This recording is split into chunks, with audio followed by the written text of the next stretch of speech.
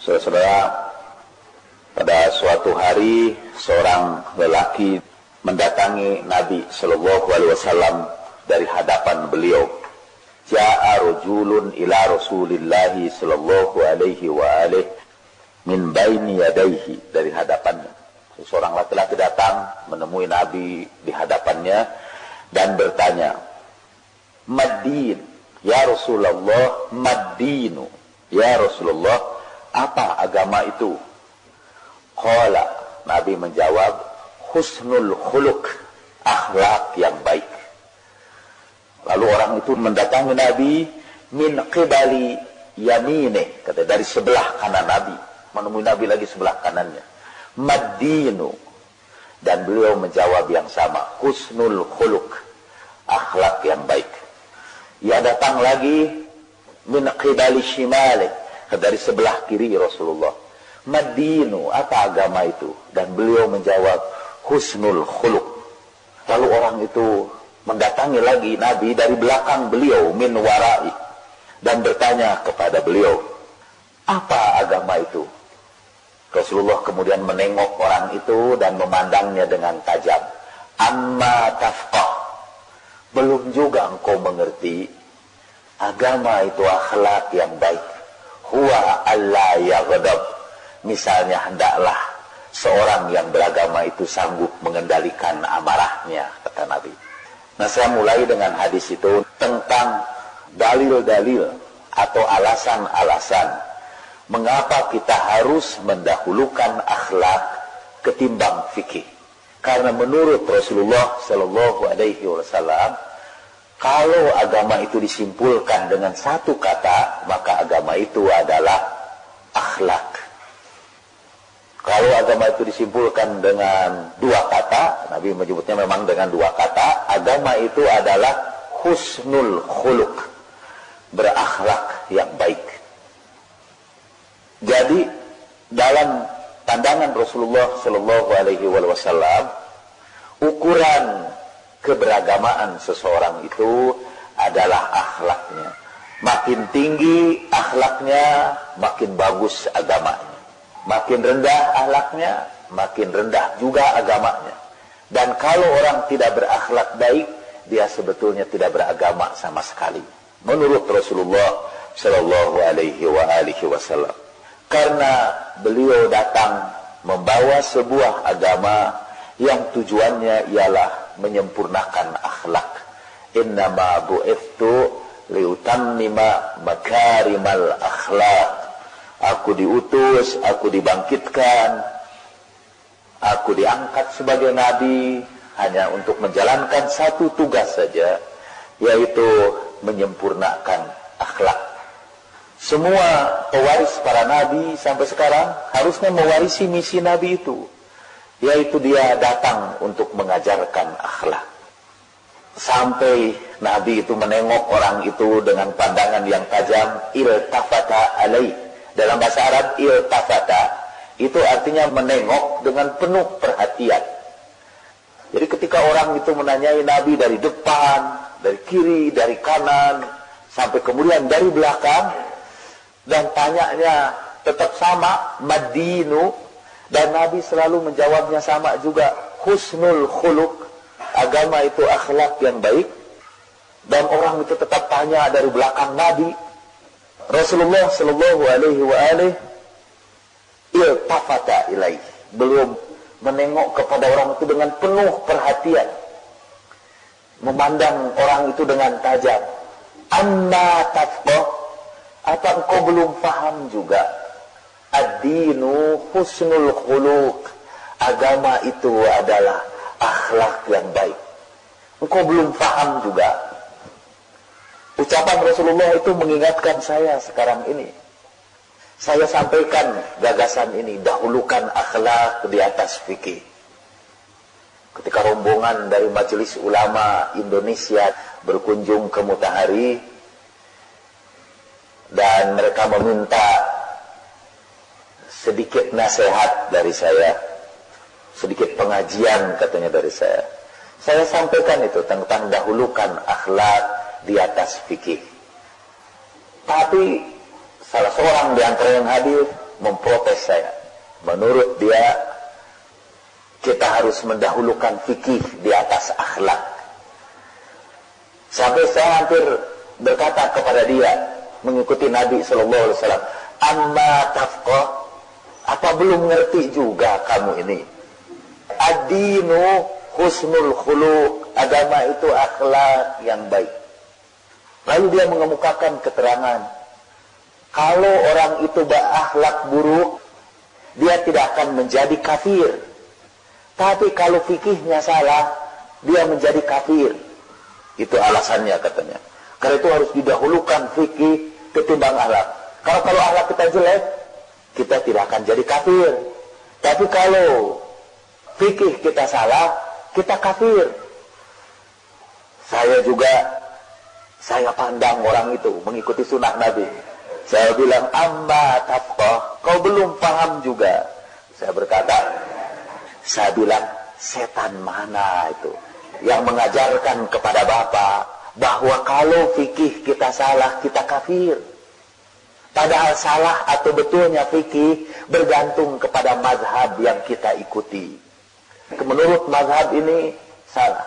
Menurut mazhab Hanafi, betul atau sah wudu dengan air jus atau air kopi. Karena menurut mazhab Hanafi, di dalam Al-Quran disebutkan, pokoknya untuk wudu itu kita harus mempergunakan air. Dan tidak disebutkan airnya itu air apa. Ahli fikih lah yang membagi, ada dua macam air. Ada air mutlak, yaitu yang H2O itu, yang kita bisa ambil di pancuran. Itu pun nanti oleh ahli fikih disebutkan juga syarat-syarat air mutlak juga. Airnya itu harus mengalir. Kalau tidak mengalir jumlahnya harus lebih dari 2 kula. Kemudian airnya itu belum berubah warnanya, belum berubah rasanya, belum berubah baunya. Itu ketentuan. Kata Imam Hanafi, enggak, dalam Al-Quran enggak ada itu ketentuan itu. Pokoknya kita boleh berwudu dengan air apa saja. Tapi air kencing tidak. Soalnya itu najis. Tapi air apapun boleh. Jadi benar itu berwudu dengan jus jeruk, orange juice, menurut mazhab Hanafi. Tapi salah menurut mazhab Syafi'i. Menurut mazhab Syafi'i, salah juga kalau kita berwudu dengan menggunakan air yang sudah dipakai. Mereka sebut itu air musta'mal. Kalau kita berwudu dengan air yang sudah dipakai oleh orang lain, kita membuat atau melakukan fikih yang salah, kata mazhab Syafi'i. Kata mazhab Hambali, tidak salah. Boleh kita berwudu dengan air musta'mal. Kata mazhabnya Imam Bukhari dalam Sahih Bukhari, boleh juga. Karena Rasulullah SAW berwudu dan sahabat menggunakan bekas air wudu Rasulullah untuk wudu mereka. Jadi bolehlah kata mazhab Hambali. Begitu juga kata Hanafi. Kata Hanafi sih, pokoknya air. Apa itu air yang sudah dipakai atau belum dipakai. Jadi kita lihat bahwa fikih itu salah atau betulnya bergantung kepada mazhab mana yang kita ikuti. Karena katanya ada rombongan santri satu saat berburu di hutan. Mungkin pesantrennya emang dekat hutan. Kemudian mereka memanah seekor burung. Lalu yang kena itu burung gagak. Lalu santri-santri bingung. Pak Kiai, apa boleh ini kita makan burung ini? Kata Pak Kiai itu, menurut mazhab Hanafi, boleh. Menurut mazhab Hambali, ini makruh. Menurut mazhab Syafi'i, haram. Menurut mazhab Pak Kiai, mana? Saya tidak punya mazhab, kata Pak Kiai. Lalu muridnya jadi bingung. Jadi Pak Kiai, kalau kita ikut mazhab Syafi'i, makan burung gagak ini, kita dapat siksa. Karena yang disebut haram ialah kalau kita lakukan kita mendapat siksa, kalau kita tinggalkan kita dapat pahala. Jadi kalau kita ikut mazhab Syafi'i, kita dapat siksaan dengan memakan ini. Tapi kalau kita ikut mazhab Hambali, sebaiknya kita tinggalkan saja.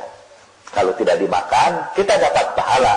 Tapi kalau kita memakannya juga tidak dapat siksa. Kalau kita ikut mazhab Hanafi, tidak apa-apa. Dimakan tidak dapat siksa, ditinggalkan juga tidak dapat pahala. Sama aja dengan jenis makan kambing atau makan daging manapun yang halal. Jadi kalau begitu kata santri itu, Pak Kiai, ini surga dan neraka ditentukan oleh mazhab kita. Betul. Salah satu keyakinan ahli fikih ialah surga dan neraka itu ditentukan apakah Anda menjalankan fikih dengan benar atau salah. Nah, seperti utusan dari Majelis Ulama Indonesia, kalau menjalankan fikih yang salah, kita bisa jadi kafir. Tapi kalau tingkah laku kita jelek, akhlak kita buruk, kita tetap muslim. Katanya begitu. Saya tanya, setan mana itu yang memberikan ilham kepada Bapak gitu itu? Tentu itu tidak disampaikan sekeras begitulah. Saya minta keterangannya, bahwa kalau kita salah menjalankan fikih, kita kafir. Berikan keterangan. Gak ada keterangan beliau. Nah, sekarang saya ingin memberikan keterangan dari hadis-hadis bahwa yang tidak berakhlak baik disebut Nabi sebagai orang kafir. Dan menurut Al-Quran, yang kafir itu yang akhlaknya buruk.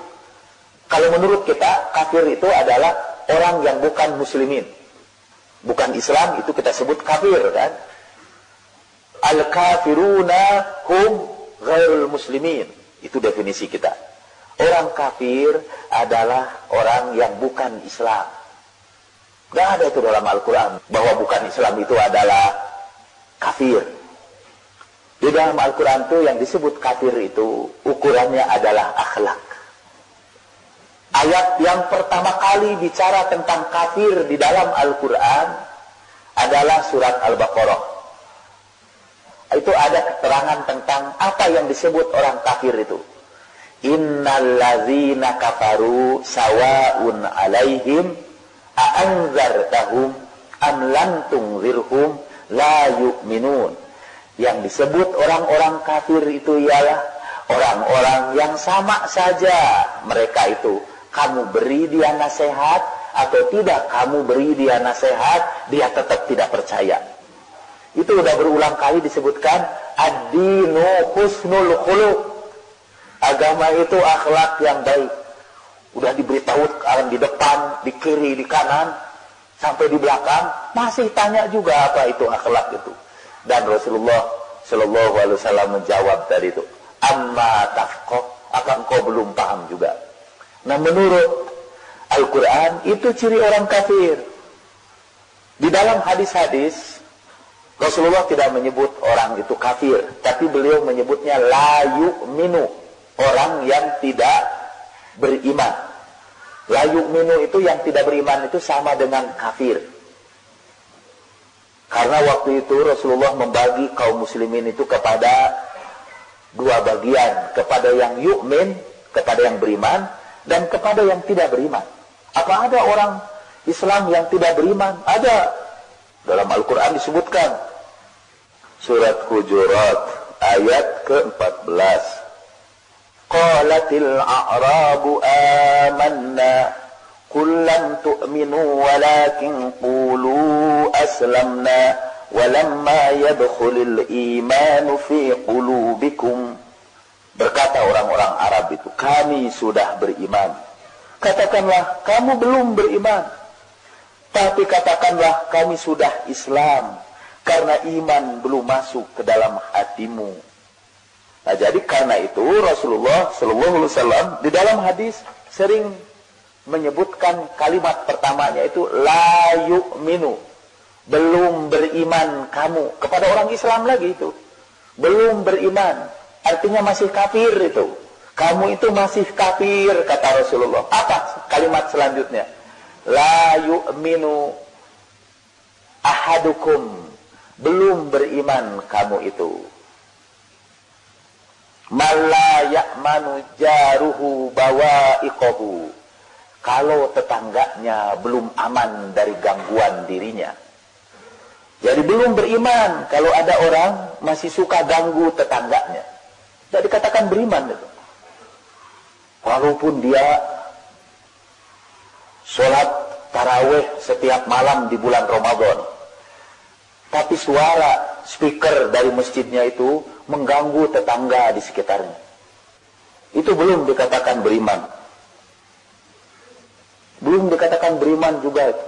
Orang-orang yang berzikir dengan suara keras lalu dimasukkan ke dalam speaker masjid dan mengganggu tetangga di sekitarnya, itu belum beriman, kata Rasulullah. Belum beriman juga itu orang-orang yang di bulan puasa bawa drum dikelilingkan di sekitar kampung, dipukul dengan suara yang keras, mengganggu tetangganya. La yu'minu ahadukum, kata Rasulullah, malam ya'man jaruhu bawa'iqahu, yang tetangganya tidak aman dari gangguannya. Jadi dalam ukuran Rasulullah, ukuran keberagamaan itu akhlak. Mengganggu tetangga saja tidak boleh di dalam Islam itu. Saya tidak tahu sejak kapan orang kemudian mendahulukan fikih di atas akhlak, sehingga demi menjalankan fikih yang benar sesuai dengan madhab yang dia anut, orang melakukan akhlak yang buruk dengan mengganggu orang lain. Bahkan yang diganggu bukan sekedar tetangga, orang tua juga diganggu itu berdasarkan fikih. Saya ingat dulu waktu masih muda sekali, saya baru selesai SMP lah, saya sekolah di Bandung. Saya ini orang kampung yang oleh orang tua ketika masih kecil dinyanyikan lagu itu, neleng nengkung, gera gede, gera jangkung, gera sakola ke Bandung. Akhirnya berangkatlah saya ke Bandung sekolah, dan hasil dari sekolah di Bandung itu saya ganti madhab. Dulu di kampung madhab saya madhab orang kampung lah, yang suka baca sholawat, baca wirid, suka tahlilan. Di kampung itu tidak ada upacara agama yang paling saya cintai seperti tahlilan. Karena tahlilan juga sekaligus perbaikan gizi bagi kita waktu itu. Saya ingat waktu kecil itu, kalau ada seorang anak yang ditinggalkan mati oleh ayahnya, dia menjadi bintang dalam pergaulan. Semua mendekati dia. Karena supaya kita nanti bisa diterima datang ke rumahnya untuk tahlilan. Dan sekaligus juga bagus, sebuah sistem sosial yang menurut saya sangat bagus, karena anak yang baru saja ditinggalkan oleh orang tuanya mendapat perhatian dari kawan-kawannya. Terus setelah saya pindah ke Bandung, saya ganti madhab, tidak suka tahlilan itu. Memang di Bandung udah jarang juga yang tahlilan waktu itu, dan saya sudah tidak memerlukan tambahan gizi lagi. Saya tinggal waktu itu pada seorang dukun beranak. Jadi uak saya itu dukun beranak Paraji. Dukun beranak itu biasanya banyak makanan. Setiap kali ada orang melahirkan dikirim makanan, selalu bergizi. Untunglah waktu itu saya tidak bercita-cita kalau besar jadi dukun beranak. Tapi saya melihat kehidupan uak saya itu betapapun miskinnya, tapi makanan relatif bergizi. Itu sebabnya saya rada cerdas karena pengaruh makanan waktu itu. Selama saya di SMP, saya selalu jadi bintang pelajar. Kalau orang tanya, kenapa waktu SMP itu saya jadi bintang pelajar? Pernah tinggal di rumah sempit, pakai cempor, tidak pakai listrik. Jawaban saya, karena saya sering makan pahinum. Orang Sunda pasti tahu. Pahinum itu makanan dari talas, yang biasa diantarkan oleh orang yang baru melahirkan kepada paraji, kepada dukun beranak. Jadi dalam mazhab Ahlul Bait, kalau kita mengakikahkan anak kita dalam usia keberapa saya kalau dalam Ahlul Bait, tidak harus 7 hari. Kalau menurut satu mazhab, kalau akikah lebih dari 7 hari itu salah. menurut mazhab Ahlul Bait, kalau akikah dilakukan setelah 7 hari, itu tetap benar. Itu dalam mazhab Ahlul Bait, kalau kita akikah, disunahkan itu. Sebagian dari kambing itu, pahanya malah harus diberikan kepada orang yang mengurus kelahiran anak itu, yaitu kepada bidan atau dukun beranak. Jadi nanti kalau ada di antara saudara yang berakikah, jangan lupa itu, berikan sebagian itu kepada dukun beranak. Dulu, orang-orang tua dulu belum belajar mazhab Ahlul Bait, tapi sudah tahu bahwa kalau mereka selamatan, para haji kudu dikirim. Dan itulah yang menyebabkan gizi saya baik dalam lingkungan almarhumah itu. Kita balik lagi kepada persoalan mendahulukan akhlak di atas fikih itu. Amma tafqoh, apa engkau belum paham juga? Agama itu akhlak yang baik. Mungkin karena akhlak yang baik itu terlalu abstrak bagi orang Arab yang datang menemui Nabi itu, beliau kemudian menjelaskan, huwa Allah yaghdab. Salah satu contohnya ialah hendaklah seorang yang beragama itu mengendalikan amarahnya. Diberi contoh. Nah, sekarang saya jadi ingat apa yang saya bicarakan tadi. Ketika Nabi memberikan contoh orang-orang yang tidak beriman, selalu contohnya itu adalah orang yang tidak berakhlak baik. Tidak beriman orang yang mengganggu tetangganya dengan lidahnya. Tidak beriman orang yang tidur kenyang sementara tetangganya kelaparan di samping dia. La yu'minu ahadukum man bata sub'anan wajaruhu ja'iun bijanbih. Atau beliau ketika mendefinisikan apa sih yang disebut orang beriman itu, definisinya itu definisi akhlak. Man kana yu'minu billahi wal yaumil akhir. Waktu itu saya baca di hadapan rombongan dari DKI itu. Contohnya saya bilang, Nabi itu mendefinisikan iman itu dari akhlak. Misalnya hadis ini, man kana yu'minu billahi wal yaumil akhir, itu para ulama situ itu serentak melanjutkan kalimatnya itu, fal yukrim doifah. Karena mereka sedang jadi tamu. Siapa yang beriman kepada Allah dan hari akhir, hendaknya dia memuliakan tamunya, itu kata para kiai itu. Sehingga saya akhirnya menghadiahkan kepada mereka buku Al-Mustafa gratis. Saya bilang saya ingin termasuk orang yang memuliakan tamu, supaya saya termasuk kepada orang yang beriman kepada Allah dan hari akhir. Saya akan tetap memuliakan tamu walaupun tamu itu datang tidak bawa apa-apa. Lalu mereka mengatakan itu termasuk tidak memuliakan tamu, kata. Kalau nyebut tidak bawa apa-apa. Hadis lain, man kana yu'minu billahi wal yaumil akhir falyukrim jaroh. Barang siapa yang beriman kepada Allah dan hari akhir, muliakan tetangganya. Man kana yu'minu billahi wal yaumil akhir falyakul khairan aw liyasmut. Siapa yang beriman kepada Allah dan hari akhir, hendaklah dia bicara yang baik. Kalau tidak bisa, diamlah dia. Jadi di dalam Islam, ukuran keimanan adalah akhlak. Orang yang beriman kepada Allah dan hari akhir ditandai dengan akhlaknya. Belakangan, saya makin kuat untuk menyatakan betapa pentingnya kita mendahulukan akhlak ketimbang fikih. Di negeri antah berantah, ada orang tersinggung dengan ucapan saya. Lalu buru-buru dia mengadakan kursus fikih. Cuma kursusnya tidak diberi judul, dahulukan fikih di atas akhlak. Kalau kita menyebutkan dahulukan akhlak di atas fikih, itu bukan berarti kita meninggalkan fikih. Tapi ambillah fikih itu selama fikih itu sesuai dengan akhlak yang baik. Kalau kita punya pendapat, dan fikih itu adalah pendapat saja. Kalau kita punya pendapat, dan pendapat itu bertentangan dengan akhlak, tinggalkan pendapat itu. Karena kita harus mendahulukan akhlak di atas fikih. Zikir itu bagus, tapi kalau zikir itu mengganggu tetangga, tinggalkan zikir itu. Tapi yang kita tinggalkan bukan seluruh zikir, zikir yang mengganggu tetangga. Zikir yang lain yang tidak mengganggu tetangga, harus kita tetap jalankan.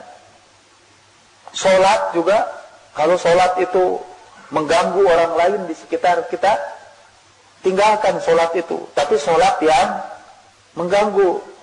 Kalau sholatnya tidak ganggu, itu harus kita teruskan, malah wajib.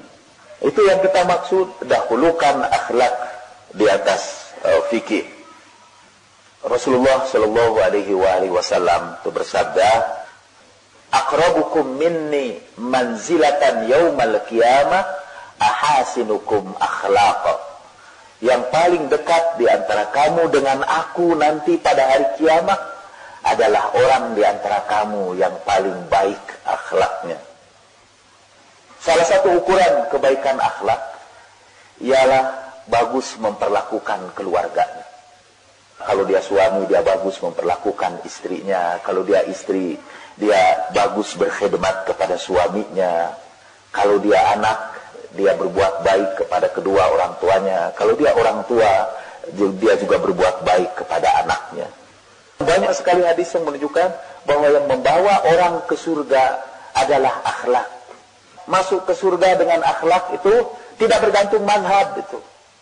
Kalau tadi, kalau kita makan burung gagak menurut mazhab Hanafi, kita tidak masuk surga, tidak masuk neraka. Karena itu tidak merupakan ibadah. Tapi kalau kita makan burung gagak menurut mazhab Syafi'i, kita masuk neraka karena kita melakukan yang haram. Jadi masuk neraka dan masuk surga bergantung kepada mazhab. Itu kalau fikih. Kalau akhlak itu tidak, masuk surga atau masuk ke neraka tidak bergantung mazhab kita, tapi bergantung akhlak kita. Jadi siapa saja yang berakhlak baik, apapun mazhabnya, bahkan saya harus menambahkan satu kalimat lagi yang boleh jadi ada di antara saudara yang tidak setuju, apapun agamanya, dia akan memperoleh pahala di hadapan Allah Subhanahu wa Ta'ala. Apapun agamanya. Faman ya'mal mithqala dzarratin khairan yarah wa man ya'mal mithqala dzarratin syarran yarah. Siapa saja itu kata Al-Qur'an, tidak peduli mazhabnya, tidak peduli agamanya, tidak peduli tinggi badannya, tidak peduli panjang atau pesek hidungnya. Kalau dia melakukan kebaikan walaupun sebesar debu, dia akan memperoleh pahalanya. Mungkin ada orang mengatakan, man itu sebetulnya siapa saja di situ, itu maksudnya siapa saja di antara orang Islam, katanya gitu. Tidak ada dalam Al-Qur'annya memang itu. Tapi supaya memuaskan hati kita, jadi tambahkan siapa saja dari orang Islam. Supaya tidak ada penafsiran seperti itu, Allah kemudian berfirman di dalam surat Al-Baqarah ayat 62 itu. Innal ladzina amanu wal ladzina hadu wan nasara was-sabiina man amana billahi wal yawmil akhir wa amila salihan falahum ajruhum 'inda rabbihim wala khaufun 'alaihim wala hum yahzanun. Sesungguhnya orang-orang beriman dan orang-orang Yahudi dan orang-orang Nasoro dan orang-orang Sobiin yang bukan Yahudi, bukan Nasoro, asal saja dia beriman kepada Allah dan hari akhir dan beramal soleh. Dan amal soleh adalah akhlak.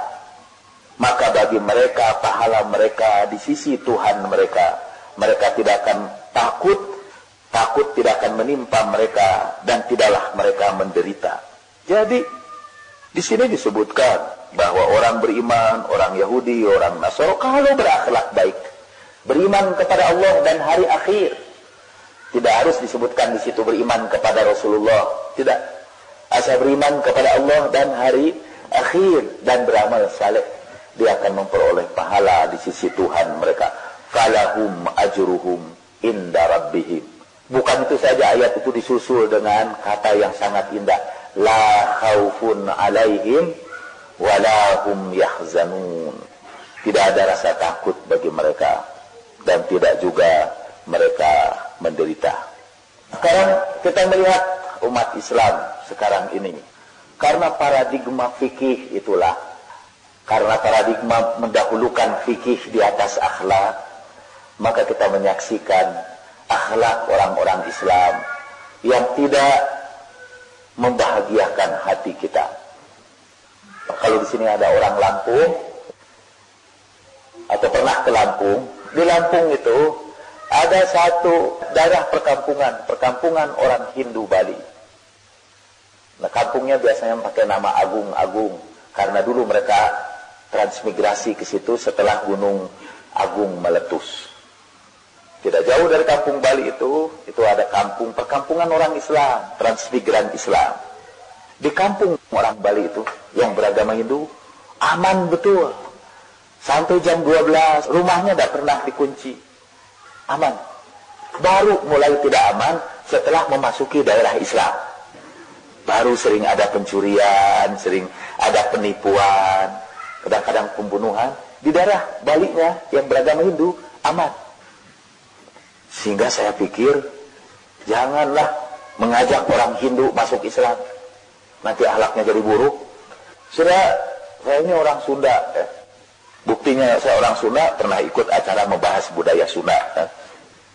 Sesungguhnya bukan orang Sunda asli saya orang Sunda kurang asli.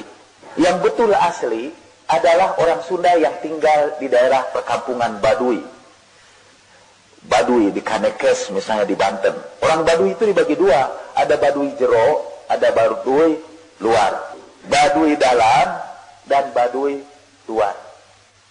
Baduy dalam itu akhlaknya baik. Mereka itu tidak pernah berdusta. Kalau dagang tidak pernah menipu. Kalau mereka dagang juga dibiarkan begitu aja di pinggir jalan. Ya, kalau orang ambil mau bayar atau tidak, tapi mereka jujur-jujur. Hidupnya sederhana, tidak pernah punya kebudayaan konsumerisme. Tidak ada. Kalau pergi jauh mereka jalan kaki. Orangnya jujur, itu yang jelas. Tidak pernah menipu, tidak bohong, tidak menipu, dan terlarang bagi mereka merusak alam di sekitarnya atau menyakiti hati orang. Kalau ada tamu mereka hormati dengan baik. Mereka taat kepada kiainya. Kalau di sana kiai itu namanya puun. Jadi mereka taat kepada puunnya. Apa kata puun? Mereka patuhi. Mereka taat kepada marja taklidnya. Itu watak orang Sunda asli. Setelah orang Sunda itu terpengaruh ajaran Islam, mulai dia sering nipu. Orang Sunda yang nipu itu pasti bukan orang Sunda asli. Karena orang Sunda asli yang di Baduy itu tidak pernah nipu, tidak pernah bohong. Baduy juga kalau sudah keluar, mulai juga kena pengaruh Islam. Jadi setelah dapat pengaruh Islam, akhlaknya jadi buruk. Jadi suka nipu, suka bohong. Apalagi kalau pengaruh Islamnya itu sangat besar, sampai orang itu bercita-cita mendirikan negara Islam. Tambah repot itu. Karena mungkin selain nipu, dia juga mulai mencuri milik orang lain. Setelah mencuri, tidak ragu-ragu juga membunuh. Semua atas nama Islam. Orang-orang Baduy itu ya alhamdulillah lah, mereka dulu waktu diislamkan lari katanya ke Banten itu, sehingga mereka dapat memelihara akhlaknya. Tidak enak sebetulnya. Kalau saudara tidak enak ini mendengar Islam disebutkan, saya juga tidak enak. Karena saya juga Islam. Karena saya tidak enak. Mengapa ya watak orang Islam itu seringkali lebih jelek dari watak orang-orang Hindu tadi itu. So, kalau sudah pernah baca buku Jeffrey Lang itu, yang saya berikan kata pengantarnya, Even Angels Ask, bahkan malaikat pun bertanya, saya buat kata pengantar untuk buku Jeffrey Lang. Jeffrey Lang cerita, Jeffrey Lang itu doktor dalam matematika, masuk Islam. Tidak lama sudah itu ada orang bule lainnya, si Brown namanya. Walaupun sebetulnya harusnya diberi nama White, tapi dia diberi nama Brown. Si Brown itu masuk Islam, aktif di masjid, sama bareng sama Jeffrey Lang. Setelah beberapa lama, dia hilang dari masjid itu. Tidak pernah lagi sholat berjamaah, tidak pernah lagi ikut dalam sholat Jumat, apalagi kegiatan-kegiatan pengajian. Jadi Jeffrey Lang mungkin berpikir heran juga, kemana ini si Brown? Boleh jadi si Jeffrey Lang mikir, jangan-jangan dia udah jadi Syiah kalau sudah tidak Jumatan lagi ya. Tapi tidak ada itu di Jeffrey Lang. Nah, lalu si Jeffrey Lang mulai berpikir, dia teleponin rumahnya berulang kali. Dia tidak jawab. Akhirnya dia datangi ke rumahnya. Dia tahu si Brown ada di rumah. Dia ketuk pintunya dan dibukakan. Tapi dia insistin. Dia terus saja diam di situ. Ketuk lagi. Akhirnya lama dibuka juga oleh si Brown itu. Lalu dia masuk. Sambil masuk si Brown itu bilang, ketahuilah, saya sekarang sudah menjadi pemeluk agama Buddha. Kenapa? Kata si Jeffrey. Aku ini mencari agama yang sederhana, tetapi diamalkan oleh para pengikutnya. Aku lihat Islam itu baguslah ajarannya, tapi pengikutnya tidak mengamalkan ajaran itu. Sementara ini orang Buddha ini ajarannya sederhana aja, tapi pengikutnya mengamalkannya dengan setia. Misalnya mereka tidak makan daging, benar-benar tidak makan daging. Orang Buddha itu benar-benar makan daging, karena agamanya begitu. Apalagi pendetanya kan, selalu dalam keadaan ihram. Kiai kita hanya ihram pada waktu-waktu tertentu saja. Dan Jeffrey Lang terharu betul ya. Dia juga berpikir benar ya katanya. Memang menyaksikan sendiri, Jeffrey Lang itu dia saksikan sendiri. Dia sudah bergaul dengan orang-orang Islam di Amerika itu. Dan dia menemukan beberapa penemuan yang menakjubkan dari perilaku orang Islam. Misalnya dia berkata dalam buku itu, backbiting is the most favorite entertainment of our Muslim brothers and sisters. Mempergunjingkan adalah entertainment yang paling menyenangkan bagi saudara-saudara saya orang Islam, kata dia. Akhirnya si Brown tanya, kalau kamu sendiri masuk Islam karena apa? Kata Jeffrey Lang, bingung juga. Akhirnya karena Al-Quran. Kalau dia masuk Islam karena perilaku orang Islam, udah lama dia keluar lagi. Di Amerika itu kata Jeffrey Lang, berbondong-bondong itu orang masuk Islam, tapi berbondong-bondong keluar lagi. Setelah 1 bulan atau 2 bulan keluar lagi. Katanya lebih dari 50% orang yang masuk Islam di Amerika itu keluar lagi.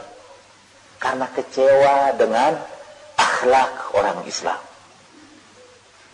Nah kembali lagi tuh orang Bali kan gitu, yang masih Hindu itu. Akhlaknya lebih baik daripada orang Islam. Lebih jujur kalau berdagang. Orang Baduy asli itu yang belum banyak terpengaruh Islam. Ada sebetulnya pengaruh Islam di sana.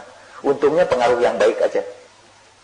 Yaitu misalnya bahwa orang Baduy itu aneh juga. Dia dikhitan. Jadi mungkin dulu Islam udah masuk juga, tapi baru sedikit. Belum sampai kepada ajaran akhlaknya. Saya jadi ingat seorang Ayatullah lah. Yang berkunjung dulu pertama kali. Untuk pertama kalinya saya dikunjungi seorang Ayatullah dari Iran. Ayatullah Khairi namanya. Dia berkunjung ke sini, ke Indonesia. Lalu dia sholat di setiap masjid di Indonesia ini. Dia sholat di Masjid Sunda Kelapa itu. Setelah sholat di Masjid Sunda Kelapa itu biasanya ada kultum, kuliah 7 menit. Anak-anak muda lah yang baca Quran pun tidak bisa, itu kasih kultum. Dan Ayatullah itu mendengarkan dengan baik. Walaupun tidak dia pahami. Dia memberikan penghormatan. Dia kemudian cerita. Waktu dia ke Iran, dia cerita banyak. Yang dia ceritakan, orang Indonesia itu karena kalau Islam tidak datang aja, akhlak mereka itu udah bagus. Dia bandingkan dengan orang Iran. Orang Iran itu kalau tidak datang Islam, udah repot. Kata dia, Indonesia itu kalaupun Islam tidak datang, akhlaknya itu udah bagus. Jadi kecenderungan untuk berakhlak baik itu orang Indonesia itu dipuji dialah. Jadi kita ini wataknya bagus. Baru kemarin ini saya dengar dari kawan saya Budi di Jakarta. Kata Budi, orang Sunda itu kayaknya kalaupun tidak belajar Islam, itu sudah dengan sendirinya akhlaknya baik. Kata Budi yang Jawa itu. Dia tidak kenal orang Sunda selain saya mungkin. Itu kembali kepada Ayatullah itu, saya mungkin akan berkata kepada Ayatullah itu ya. Iya, orang Sunda itu emang udah bakatnya, akhlaknya baik. Setelah Islam itu jadi rusak. Kalau dia tidak maksudnya, Islam itu tidak terlalu repot lah mendidik orang Indonesia ini. Karena bakatnya emang sudah bakat yang baik. Jadi kemarin itu, kira-kira beberapa hari yang lalu, saya harus menghadiri pengajian di Pertamina Tongkang namanya. Ada seorang yang menjemput saya di mobil itu. Saya ceritakan mengenai orang Bali itu di Lampung yang lebih berakhlak baik ketimbang orang Islam di sekitarnya. Maksud saya supaya dia bantah itu karena dia pengurus masjid di situ yang sangat keras itu. Dia termasuk yang berpendapat amal soleh bukan Islam, tidak diterima Allah Subhanahu wa Ta'ala, dan mempertahankannya mati-matian. Contoh yang menentang saya. Saya sudah pergi ke Bali berwisata waktu itu beserta keluarga. Saya naik mobil. Di satu tempat mobil saya mogok. Saya sih nggak ngerti apa-apa tentang mobil itu. Jadi cuma longok sana sini aja pura-pura tahu. Tiba-tiba ada angkutan kota berhenti. Dan supirnya turun. Dia periksa. Wah ini Pak, ada satu spare part lah yang rusak ini. Di mana kan saya bisa beli? Biar saya belikan Pak. Lalu dia turunkan 3 orang dari angkutan kota itu, dipindahkan kepada angkutan kota yang lain, dan dia gunakan mobilnya hanya untuk membeli spare part itu. Tidak lama lagi pulang, dia perbaiki itu, dan mobil itu jalan kembali. Seperti biasa, mau kasih duit. Dia tidak mau. Dia hanya minta dibayar itu aja, sesuai dengan kwitansi. Hanya beberapa ribu rupiah, hanya minta itu saja. Padahal dia sudah berkorban memindahkan penumpangnya ke tempat yang lain. Dia sudah berkorban waktu. Waktu dipaksa mau kasih duit, dia tidak mau. Bukan pura-pura tidak mau. Tidak usah. Aduh manulungan we. Lalu dia bilang, kalau di Jakarta itu Pak, kegores sedikit aja kita diperas habis-habisan. Kegores sedikit aja diperas habis-habisan. Bahwa ternyata orang-orang yang beragama Hindu lebih baik akhlaknya ketimbang kita. Karena mungkin ajaran mereka sederhana, tapi mereka jalankan yang sederhana itu dalam kehidupan sehari-hari. Islam kita ini bagus sih. Untunglah Nabi itu berkatanya, al-Islamu ya'lu wa la yu'la alai. Islam itu tinggi, tidak ada yang lebih tinggi dari Islam. Tapi Islamnya itu yang tinggi, Muslimnya tidak sih. Tapi itu tidak mengatakan al-Muslimu ya'lu. Tidak. Ajaran Islam itu tinggi, lebih tinggi dari agama yang lain. Tapi pengikutnya tidak mengamalkan ajaran itu dengan baik. Dan salah satu inti ajaran Islam yang membuat Islam itu tinggi adalah akhlak. Pentingnya kita berakhlak yang baik. Sampai begitu pentingnya akhlak ini, sholat kita tidak diterima kalau akhlak kita buruk.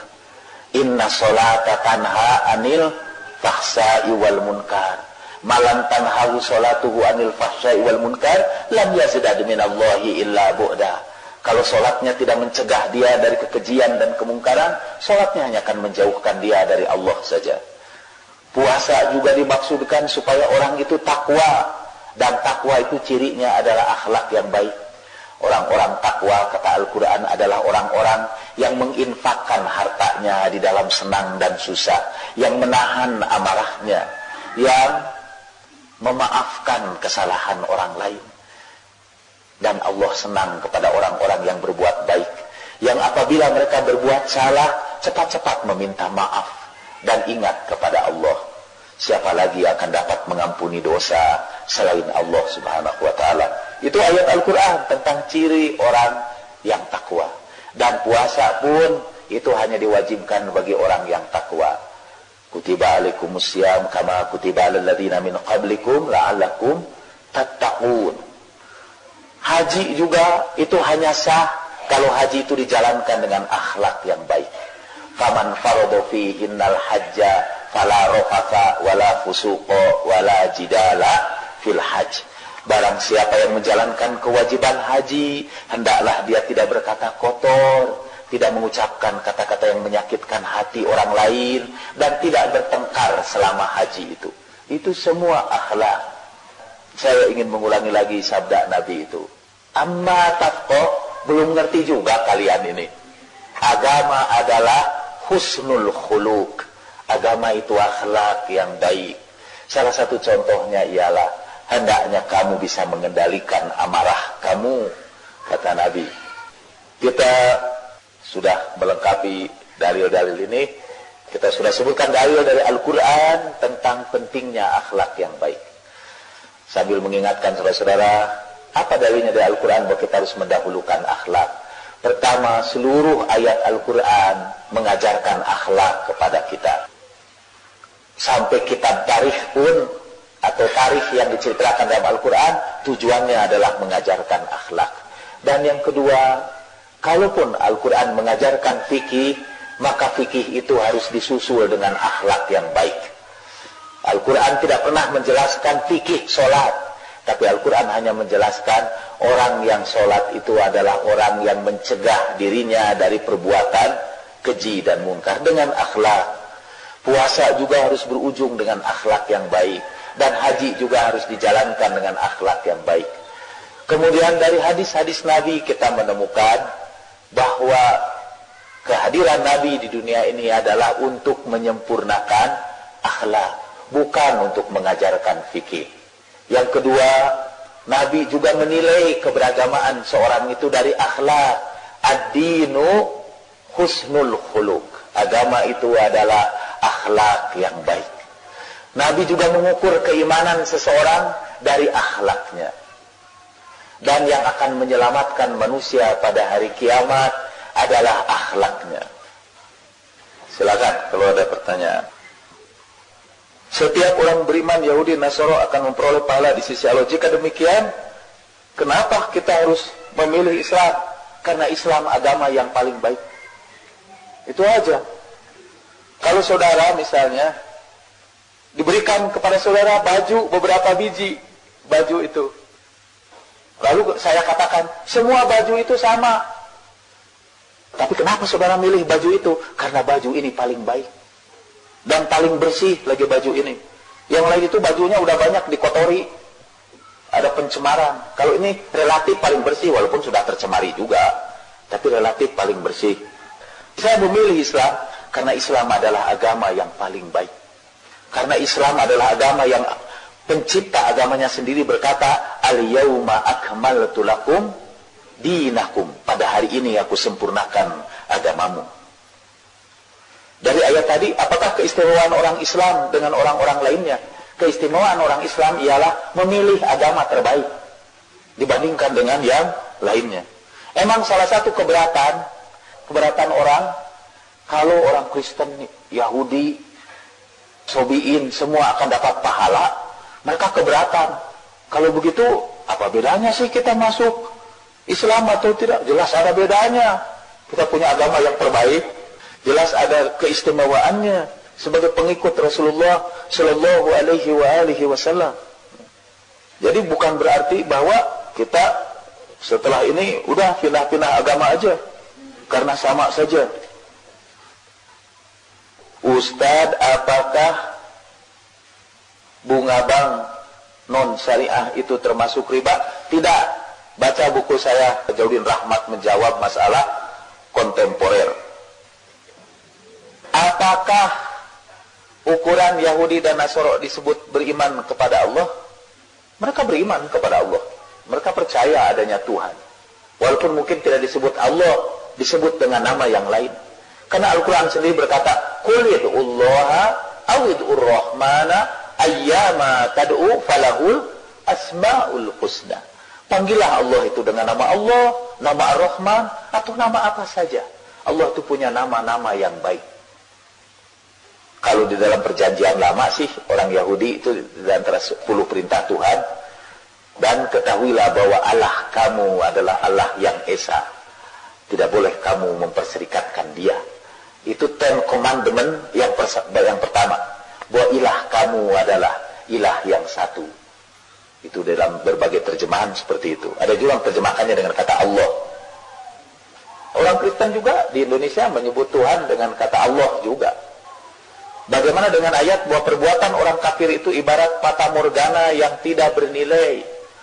Nah, apa dulu yang dimaksud kafir di dalam Al-Quran itu? Yang dimaksud kafir dalam Al-Quran itu bukan Yahudi dan Nasoro, bukan. Yang dimaksud kafir di dalam Al-Quran itu ialah orang yang berakhlak buruk. Saya ingin berikan contoh orang yang terhapus amalnya karena akhlaknya buruk. Misalnya di dalam surat Al-Hujurat. Al-Hujurat 49. Ya ayyuhalladzina amanu la tarfa'u aswatakum fawqa sawtin nabiyyi wa la tajharu lahu bil qawl ولا تجهروا بالقول كجهر بعضكم لبعض أن تحبط أعمالكم وأنتم لا تشعرون. Hei orang-orang yang beriman, Janganlah kamu mengeraskan suara kamu di atas suara Nabi. Janganlah kamu mengeraskan kepada dia dengan ucapan seperti kamu memanggil sesama kamu. Nanti hapus amal-amal kamu dan kamu tidak merasakannya. Ini orang beriman, saya bisa hapus amalnya itu. Bisa menjadi fata morgana kalau dia itu mengeraskan suara di atas suara Nabi. Kalau akhlak dia ketika dia berada di majelis Nabi tidak sesuai dengan akhlak Islam. Ayat selanjutnya, innal ladzina yaghudduna aswatahum 'inda Rasulillah ulaika alladzina imtahanallahu qulubahum littaqwa lahum maghfiratu wa ajrun 'azim. Sesungguhnya orang-orang yang merendahkan suara mereka di hadapan Rasulullah, orang-orang itulah yang hati mereka telah diuji dengan ketakwaan.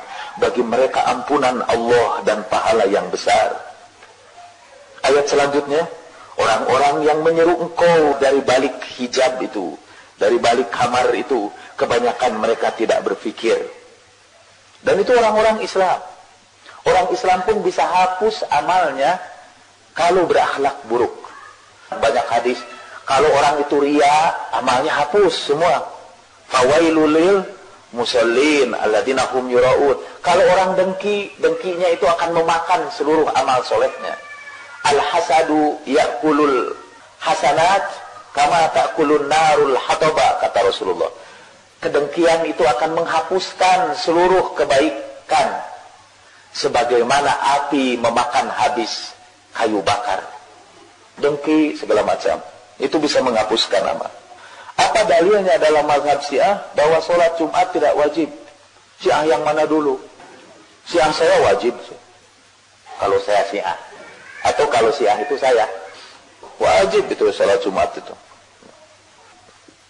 Ustaz, apa yang dimaksud dengan kaidah bada pada mazhab Syiah? Bada itu kaidah al-bada. Sebetulnya bada itu artinya ialah Allah menetapkan sesuatu, tapi kemudian ketetapan Allah itu dihapus. Bukan karena Allah tidak tahu, tapi karena Allah melakukan apa yang dia kehendaki. Allah perintahkan Ibrahim untuk menyembelih Ismail, tetapi kemudian Ismail diganti Allah dengan kambing. Nah, penggantian Ismail dengan kambing itu disebut al-bada. Di dalam Al-Quran surat Ar-Ra'd Allah berfirman, Yamhullahu ma yasha'u wa yuthbit wa indahu ummul kitab. Allah itu menghapus apa yang dia kehendaki dan menetapkan apa yang dia kehendaki. Di dalamnya ada semua tercantum di dalam ummul kitab. Jadi Allah itu bisa mengubah takdirnya kapan saja dia kehendaki. Allah sudah menentukan Anda tahun ini misalnya akan dapat rezeki nomplok, tapi kemudian Allah ubah di pertengahan itu, dihapus itu ketentuan itu, diganti dengan yang baru. Alih-alih rezeki nomplok, Anda akan ketabrak mobil. Kita berlindung kepada Allah. Ini hanya sekedar contoh. Misalnya contohnya kita ganti, Anda itu harusnya ketabrak mobil, tapi akhirnya diganti menjadi dapat rezeki nomplok. Allah ganti. Nah, kenapa Allah mengganti keputusan itu? Allah menggantinya pertama karena doa yang dilakukan oleh orang itu. Doalah yang bisa mengubah takdir, kata Rasulullah, seperti diberitakan oleh Ibnu Abbas. Dalam Al-Quran disebutkan, Yas'aluhu man fis samawati wal ard kulla yaumin huwa fi syad. Setiap saat berdoa makhluk yang di langit dan di bumi kepadanya. Setiap hari Tuhan itu sibuk mengganti takdir itu. Jadi doa bisa mengubah takdir, itu namanya al-bada. Yang paling banyak mengubah keburukan menjadi kebaikan, yang dapat mengubah ketabrak mobil menjadi dapat rezeki nomplok, adalah akhlak yang baik, amal soleh. Kalau kita beramal soleh, Allah akan mengubah azab menjadi pahala. Allah memberikan contoh, Daraballahu mathalan qaryatan aminatan mutmainnatan. Allah berikan perumpamaan sebuah negeri yang aman dan damai, datang rezekinya dari segala penjuru. Kemudian mereka berbuat fasik, berbuat zalim, lalu kami timpakan mereka azab karena perbuatan yang mereka lakukan.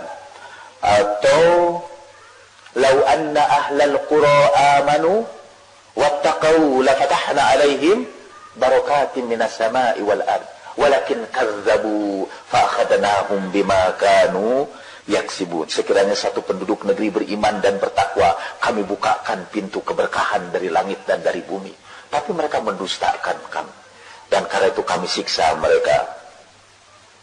Benarkah Nabi Yusuf ditawan di perut ikan karena Nabi Yusuf ingkar pada kewalian Ali bin Abi Thalib? Bukan Nabi Yusuf, itu Nabi Yunus. Tapi Nabi Yunus dimasukkan ke dalam ikan bukan karena ingkar kepada kewalian Ali bin Abi Thalib, bukan. Sepanjang yang saya ketahui dari Al-Quran, karena dia berdakwah ke tengah-tengah kaumnya, kemudian kaumnya tidak mau memperhatikan dakwah dia, sampai Nabi Yunus itu marah kepada kaumnya. Jengkel dia sama kaumnya, diajak benar kok tidak mau. Jengkel dia, karena jengkelnya dia dalam menjalankan dakwah itu, Allah menghukumnya. Walaupun sebenarnya jengkel itu kan manusiawi, sebetulnya tidak dosa sih kalau buat manusia biasa, cuma buat Nabi itu perlu mendapat peringatan. Kalau saya jengkel karena saya mengajak supaya mendahulukan akhlak di atas fikih, tapi Anda tetap aja mendahulukan fikih, saya jengkel, saya tidak berdosa dan tidak akan dihukum. Tapi Nabi Yunus diberi peringatan. Wa gannuni idh dhahaba mughaddiban fazanna an lan naqdiru alayhi fanada fi zulumati alla ilaha illa anta subhanaka inni kuntu minaz zalimin fastajabna lahu wa najainahu minal ghammi wa kadzalika nunjil muhsinin. Dan ingatlah tentang Nabi Yunus, tentang Zannun, ketika dia meninggalkan kaumnya dalam keadaan marah dan dia menduga kami tidak berkuasa atasnya. Kemudian dia berdoa di dalam kegelapan perut ikan itu, subhanaka la ilaha illa anta inni kunna minaz zalimin. Lalu kami ijabah doanya, kami selamatkan dia dari kerisauan hatinya, dan begitulah kami selamatkan orang-orang yang berbuat baik. Ada beberapa hadis bahwa sebelum diciptakannya Nabi Adam, di atas aras itu sudah dituliskan nama Rasulullah Sallallahu Alaihi Wasallam, nama Ali, Fatimah, Hasan dan Husain. Sehingga ketika Nabi Adam berdoa, bertawasul Nabi Adam kepada kelima manusia suci itu. Nabi Adam bertawasul. Ada hadis-hadisnya tentang itu.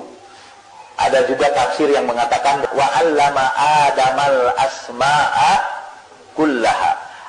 Allah mengajarkan kepada Adam seluruh nama itu, dan seluruh nama itu katanya adalah nama 5 orang yang suci itu. Diajarkan kepada Adam. Ada dalilnya mengapa al-asma di situ adalah nama makhluk-makhluk hidup. Dan yang dimaksud adalah Nabi Muhammad sallallahu alaihi wasallam. Ali, Fatimah, Hasan, Husain alaihi wassalatu wassalam. Juga ketika Nabi Nuh mau berlayar, dia pahatkan di dalam perahunya 3 nama orang suci itu. Sehingga sekarang katanya di sebuah museum di Rusia ditemukan potongan-potongan dari perahu Nabi Nuh itu, dan di situ ada tangan 5 itu, ditulis di situ nama Rasulullah, Ali, Fatimah, Hasan dan Husain. Walaupun Hasan dan Husain di situ disebut dengan kata Sabar dan Subair dalam bahasa kunonya. Nah, boleh jadi itu semua menjelaskan apa yang ditanyakan oleh saudara itu. Jadi sebelum diciptakan Adam, maka Rasulullah SAW dengan ahli baitnya sudah termaktub di aras sebagai kilatan cahaya. Bukankah Allah juga berkata kepada Adam, laula huwa lama khalaqtuka, sekiranya tidak karena dia tidak aku ciptakan engkau, hei Adam. Di atas landasan apakah bumi itu, Ustaz? Bumi tidak punya landasan, bulat. Tapi kalau masuk ke dalam, wah di dalamnya itu ada magma, ada neraka itu di dalam itu. Kalau dikeluarkan sedikit nerakanya bergejolak. Saya pernah menyaksikan, luar biasa mengerikannya itu, kumpalan-kumpalan api yang keluar dari magma itu. Saya menyaksikan yang mengerikan sekali, padahal saya saksikan hanya dalam televisi itu. Apalagi kalau di hadapannya sendiri. Bagaimana jika kita telah menyakiti hati orang tua dan kita sudah minta maaf tapi orang tua tetap tidak merestui? Tidak usah dipikirin. Pokoknya kalau kita sudah minta maaf dan kita sudah menebusnya dengan perbuatan baik dan orang tua masih tetap tidak memaafkan, di hadapan Allah kita sudah dimaafkan. Bahkan sekarang yang berdosa adalah orang tua yang tidak mau memaafkan anaknya. Saya minta izin untuk jadi pendeta sebentar. Di dalam kitab Matius ada dikisahkan tentang parabel mengenai Yesus Kristus. Yesus bercerita, dahulu ada seorang budak belian yang mempunyai banyak utang kepada rajanya. Raja memanggil dia, menyuruh dia bayar utang. Tapi kemudian budak itu meminta ampun, dia tidak sanggup bayar utang. Kalau begitu kata raja, aku akan jual kamu. Dia bersimpuh di kaki raja minta maaf. Dan dia akan berusaha untuk bayar utangnya, tapi untuk ini minta dimaafkan. Lalu raja maafkan budak itu. Setelah itu budak itu kembali, di tengah jalan dia ketemu budak yang lain. Dan budak yang lain itu punya utang kepadanya, utangnya sedikit aja. Langsung dijambak pakaiannya, dipaksa untuk membayar utang. Dan budak kecilnya yang lebih kecil itu minta maaf, tetap tidak dia maafkan. Kedengaran itu oleh raja, dipanggil lagi tuh budak itu. Kamu punya utang yang banyak kepadaku dan aku sudah maafkan kamu. Sementara kamu tidak mau memaafkan orang yang punya utang yang sangat kecil kepada kamu. Lalu kata Yesus, begitulah Tuhan terhadap kita.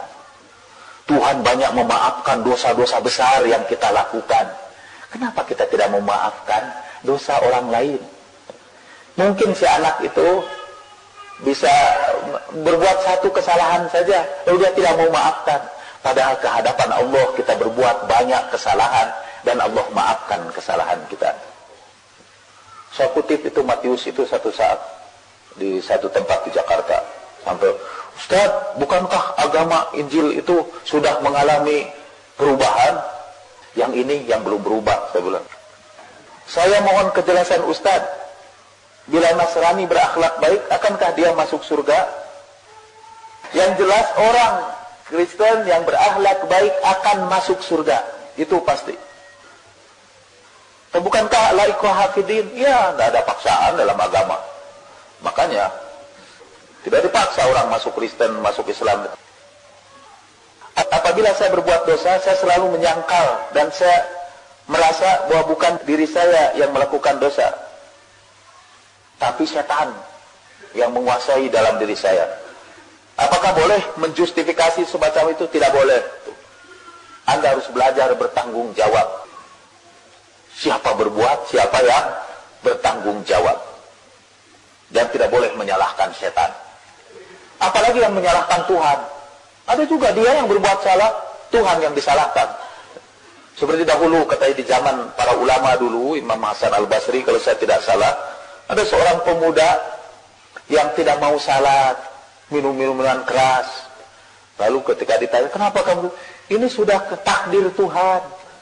Saya ini emang jadi orang yang durhaka, ini udah takdir Tuhan. Ulama itu akhirnya ngambil batu besar, dilempar tubuhnya. Apa dia protes? Dah, ini udah takdir Tuhan. Gitu. Saya ini udah ditakdirkan untuk melempari kamu dengan batu. Apakah boleh seseorang tidak konsisten pada mazhab yang dianutnya? Boleh. Boleh. Apakah orang yang telah berzina lalu banyak berbuat amal soleh, lalu bila dia meninggal tak ada balasan untuk perbuatannya? Kalau Allah sudah mengampuni, Allah hapuskan hukuman apapun dari dia. Ya tidak akan ada balasan lagi kalau Allah sudah mengampuni. Karena mengampuni di dalam bahasa Arab itu disebut afwan. Ampunan itu afwan. Dan itu afwan berasal dari kata afa ya'fu, yang artinya menghapuskan hukuman yang seharusnya dia terima.